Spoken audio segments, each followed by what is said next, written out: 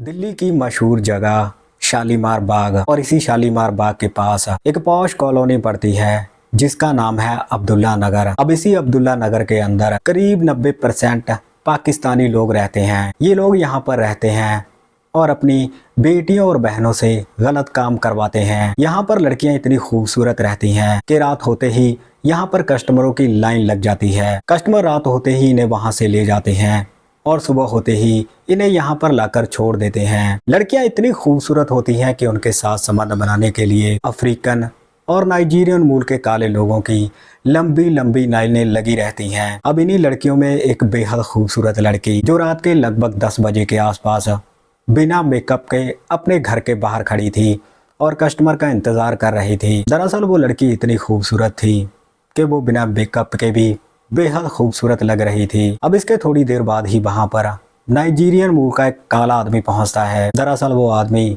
बैसाखियों के सहारे वहां पर पहुंचा था। वो आदमी पैरों से तो लगड़ा था लेकिन दिखने में काफी हट्टा कट्टा था। पहुंचने के बाद अब जैसे ही उसकी नजर इस खूबसूरत लड़की पे पड़ती है तो वो बेकाबू होने लगता है। इसके बाद वो लड़की के पास जाकर उसके साथ बातचीत करता है और डील डन करता है। डील डन होने के बाद वो काला आदमी उस लड़की को ऑटो में बिठाकर वहां से चला जाता है और इसके करीब 20 मिनट बाद ही वो आदमी उस लड़की को अपने साथ लेकर दिलशाद गार्डन के पास पहुंचता है। दरअसल उस काले आदमी का वहां पर खुद का फ्लैट था। अब ऑटो से निकलकर दोनों फ्लैट के अंदर चले जाते हैं। इसके बाद लड़की को एक सोफे पर बिठा देता है और खुद फ्रिज में से ड्रिंक की एक बोतल निकाल कर लाता है। वो आदमी ड्रिंक करने लगता है। वो आदमी उस लड़की से भी पूछता है कि क्या तुम भी ड्रिंक करती हो, लेकिन वो लड़की ड्रिंक करने से उसे साफ साफ मना कर देती है।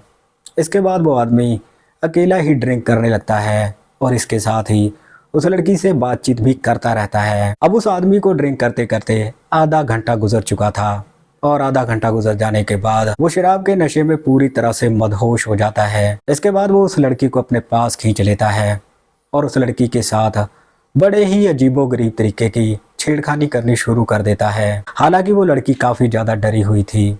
वो मन ही मन में ये सोच रही थी कि आखिर वो इस दानव को कैसे बर्दाश्त करेगी। अब थोड़ी देर छेड़खानी करने के बाद ही वो काला आदमी एक ही झटके में उस लड़की के सारे कपड़े उतार देता है और कपड़े उतारने के बाद वो फिर से उसके साथ छेड़खानी करनी शुरू कर देता है। लेकिन इसके थोड़ी देर बाद ही जब वो काला आदमी अपने सारे कपड़े उतारता है तो उसके अंगों को देखकर उस लड़की के होश उड़ जाते हैं। वो लड़की अब मन ही मन में सोच रही थी कि पता नहीं ये आदमी उसके साथ कैसे संबंध बनाएगा। लेकिन इतनी देर में ही वो काला आदमी उस लड़की को अपने पास खींच लेता है और उसके साथ संबंध बनाना शुरू कर देता है, जिसकी वजह से उस लड़की की हालत खराब हो जाती है क्योंकि वो लड़की उस दानव को बर्दाश्त नहीं कर पा रही थी। अब उस लड़की की भयंकर आवाजें पूरे कमरे में गूंजने लगती हैं। वो लड़की उस काले को संबंध बनाने से मना करने लगती है। ये देखकर वो आदमी पीछे हट जाता है, लेकिन इसके थोड़ी देर बाद ही वो उस लड़की को फिर से संबंध बनाने की स्थिति में लाने लगता है। अब इसके करीब 15 मिनट बाद ही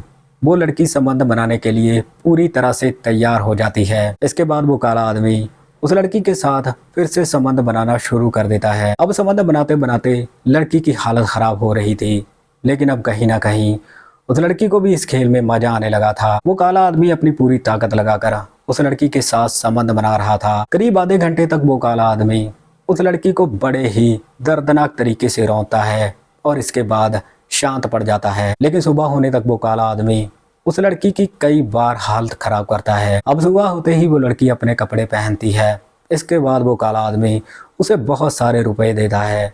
वो लड़की उन रुपयों को देखकर खुश हो जाती है। इसके बाद वो अपने कपड़े पहनती है और उसके फ्लैट से बाहर निकलकर ऑटो पकड़ के वहां से चली जाती है। दोस्तों, ये घटना दिल्ली की है जहां पर पाकिस्तानी मूल की कई खूबसूरत लड़कियां रहती थीं और गलत काम करके पैसे कमाती थीं। घटना के अंत में पुलिस जब इस बात का खुलासा करती है तो इसे सुनकर सबके होश उड़ जाते हैं। आखिर इस घटना में ऐसा क्या हुआ था, ये सब जानने के लिए आप इस घटना को आखिर तक जरूर सुनिएगा। सो आदाब, नमस्कार, सत श्री अकाल। दोस्तों, बहुत बहुत स्वागत है आपका। मैं हूं आपका होस्ट और दोस्त रविंदर और आप देख रहे हैं CHD क्राइम सफर का एक नया एपिसोड। मैं उम्मीद करता हूं आप सब ठीक ठाक होंगे। 11 अगस्त 2005 पाकिस्तान का मशहूर शहर पेशावर शहर में एक गरीब परिवार रहता था जिसके मुखिया का नाम था मुख्तार शेख। मुख्तार शेख के परिवार में उसकी बीवी के अलावा 6 बेटियां थी। मुख्तार शेख एक गरीब आदमी था। वो रेहड़ी पर फल बेचने का काम करता था। अब क्योंकि परिवार बहुत बड़ा था, इसीलिए बड़ी ही मुश्किलों से परिवार का गुजारा चल रहा था। अब मुख्तार की 6 बेटियों में से 2 बेटियां घर में ही रहती थी, जबकि बाकी की 4 बेटियां पास ही के मदरसे से अपनी पढ़ाई पूरी कर रही थी। अब मुख्तार शेख की जो 2 बड़ी बेटियां थी, उनमें से एक बेटी का नाम था आसिमा शेख। आसिमा शेख जो दिखने में बेहद खूबसूरत थी, और आसिमा मदरसे से पढ़ाई पूरी करने के बाद एक टेलर के पास सिलाई का काम सीख रही थी। अब क्योंकि आसिमा सिलाई का काम करने लगी थी, इसी वजह से आसिमा को थोड़ी बहुत कमाई हो जाती थी, और इसी वजह से वो उस कमाई से अपने परिवार की गुजारा करने में मदद करती थी। परिवार की माली हालत उतनी अच्छी नहीं थी जितनी होनी चाहिए थी। दरअसल आसिमा जिस टेलर के पास काम सीख रही थी, उसका नाम था करीम, और करीम एक 65 साल का बुढ़ा था। अब आसिमा को करीम के पास काम करते करते 2 महीने गुजर चुके थे। दरअसल जब से बुढ़े करीम ने आसिमा की खूबसूरती को देखा था, तब से उसका मन उसके साथ संबंध बनाने को मचा रहा था। लेकिन आसिमा को इस बात का अंदाजा था कि आखिर बुढ़ा करीम उससे क्या चाहता है। इसीलिए आसिमा हर वक्त उससे दूरी बनाकर रखती थी और उसे कभी भी हाथ नहीं रखने देती थी। लेकिन इसी बीच में काम करते करते एक दिन आसिमा से बड़ी गलती हो जाती है, और इसी वजह से वो बुढ़ा करीम नाराज होकर अचानक आसिमा को अपनी बाहों में भर लेता है। अब ये देखकर आसिमा के होश उड़ जाते हैं। आसिमा करीम से बोलती है, देखो तुम ये सब गलत कर रहे हो। लेकिन करीम उसकी एक नहीं सुनता। वो एक ही झटके में आसिमा के सारे कपड़े उतार देता है।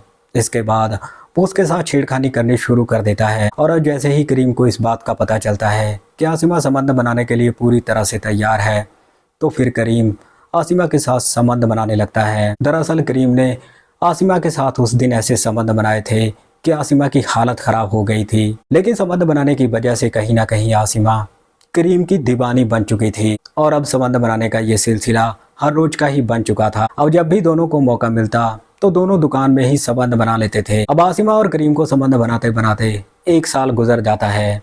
लेकिन इसी बीच में एक दिन इस बात की खबर आसिमा के बाप मुख्तार शेख को पता चलती है। अब जैसे ही मुख्तार शेख को इस बात का पता चलता है कि उसकी बेटी और करीम दोनों अवैध संबंध बनाते हैं, तो मुख्तार शेख गुस्से में आकर आसिमा को पकड़ के दुकान से घर लेकर आता है और उसकी जमकर पिटाई करता है।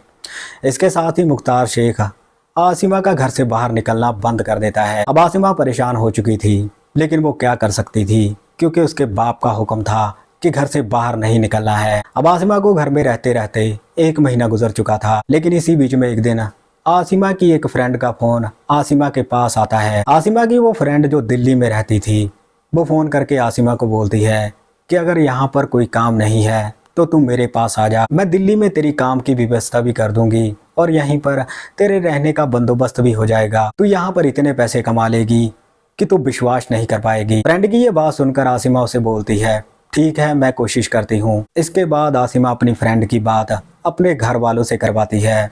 अब आसिमा की फ्रेंड आसिमा के घर वालों को आसिमा को दिल्ली भेजने के लिए तैयार कर लेती है। अब क्योंकि पाकिस्तान से आसिमा को दिल्ली में आना था, इसीलिए उसके ज़रूरी कागजात तैयार करवाए जाते हैं। अब इसके करीब 2 महीने बाद ही आसिमा पाकिस्तान छोड़कर दिल्ली में पहुंच जाती है।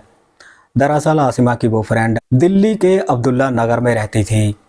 अब आसिमा अपने फ्रेंड के साथ रहने लगती है।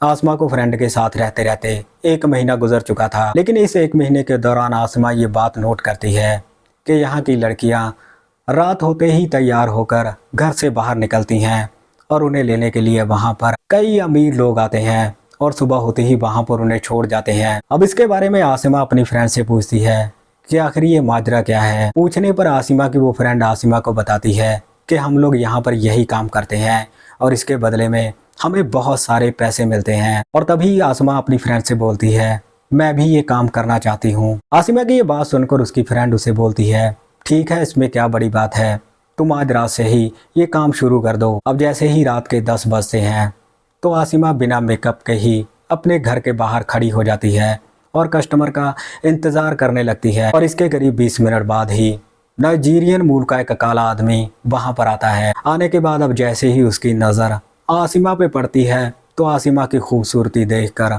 उस काले आदमी के होश उड़ जाते हैं। इसके बाद वो आसमा से बातचीत करता है और आसमा उसके साथ चलने के लिए तैयार हो जाती है। इसके बाद वो काला आदमी आसमा को एक ऑटो में बिठाकर अपने फ्लैट में लेकर चला जाता है। उस रात वो काला आदमी आसमा के साथ ऐसे संबंध बनाता है कि आसमा की हालत खराब हो जाती है। दरअसल करीम भी उसके साथ ऐसे ही संबंध बनाता था, लेकिन उस काले का संबंध बनाने का तरीका थोड़ा अलग था। इसी वजह से आसिमा उस क्रीम टेलर को भूल चुकी थी। सुबह होने तक वो काला आदमी आसिमा के साथ कई बार संबंध बनाता है और उसकी हालत खराब करता है, लेकिन कहीं ना कहीं आसिमा को उस काले आदमी के साथ संबंध बनाकर अच्छा लगा था। अब सुबह होते ही वो काला आदमी आसिमा को बहुत सारे रुपए दे देता है। आसिमा उन रुपयों को देखकर बेहद खुश हो जाती है। उसके पैर जमीन पर नहीं लग रहे थे। आसिमा उन पैसों को लेकर उस काले आदमी के घर से बाहर निकलती है, ऑटो पकड़ती है और अपने फ्रेंड के घर पर चली जाती है। उस दिन आसिमा बेहद खुश थी। अब कहीं ना कहीं आसिमा को संबंध बनाने की सनक चढ़ चुकी थी। अब आसिमा दिन में कई बार अलग अलग लोगों के साथ संबंध बनाने लगी थी और बहुत सारे पैसे कमाने लगी थी। अब आसिमा को गैर मर्दों के साथ संबंध बनाते बनाते 2 साल गुजर चुके थे। इन 2 सालों ने आसिमा ने बहुत सारा पैसा कमाया था और उसने बहुत सारे पैसे पाकिस्तान में अपने घर वालों को भी भेज दिए थे। अब जैसे ही 2 साल गुजर जाते हैं तो आसिमा दिल्ली से पाकिस्तान जाती है। पाकिस्तान जाकर आसिमा अपनी 3 बहनों की शादी एक साथ करती है, वो भी अपने खर्चे पर। आसिमा ने अपनी 3 बहनों की शादी बड़ी ही धूमधाम के साथ की थी। बहनों की शादी करने के बाद आसिमा फिर से दिल्ली लौट आती है और वही काम करने लगती है। अब आसिमा को गलत काम करते करते 4 साल गुजर चुके थे। इन 4 सालों में आसिमा ने ढेर सारा पैसा कमा लिया था। अब इसी वजह से आसिमा अपने घर पाकिस्तान लौटने का फैसला करती है। पाकिस्तान लौटकर आसिमा कराची में रहने वाले एक लड़के के साथ शादी कर लेती है। इसके बाद आसिमा कसम खाती है कि वो कभी भी दिल्ली नहीं लौटेगी। फिलहाल आसिमा अपने पति के साथ कराची में ही रह रही है और एक खुशहाल जिंदगी जी रही है। तो दोस्तों, ये थी आज की घटना। इस घटना को हमने सोशल मीडिया प्लेटफॉर्म से लिया है। इस घटना के सत्य होने की पुष्टि हम नहीं करते। बाकी आपकी इस घटना के बारे में जो भी राय है, आप अपनी राय कमेंट सेक्शन में ज़रूर रखिएगा। सो मिलते हैं किसी और घटना में। तब तक आप अपना ख्याल रखिए, सतर्क रहिए। जय हिंद।